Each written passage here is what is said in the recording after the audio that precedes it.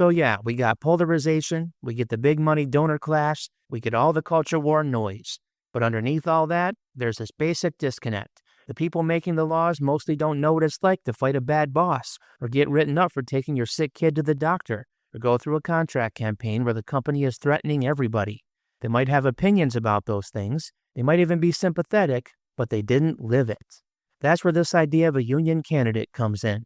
When the Guardian piece talks about union background candidates, they mean people who've actually been part of a union. Could be a steward, a bargaining team member, or just someone who worked under a union contract for a decent chunk of their life. They've paid dues. They've been in union meetings that went off the rails. They've seen how hard it is to win even a small improvement on the job. And because of that, they talk differently. They don't just say the economy. They say your paycheck, your schedule, your boss. They don't just say workforce development. They say, why is your manager cutting hours when profits are up? The Center for Working Class Politics found that candidates with a union background use way more workplace language and themes than other candidates.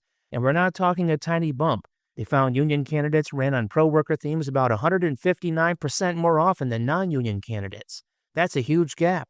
It means when voters hear from a union candidate, they're hearing somebody who centers work, wages, healthcare, safety, the stuff you talk about on the job site or in the break room. Now, that doesn't magically fix the whole system. We still have big money pouring into elections. We still have both major parties captured by corporate donors in all kinds of ways. But it does point to something concrete that we can change. Who's on the ballot?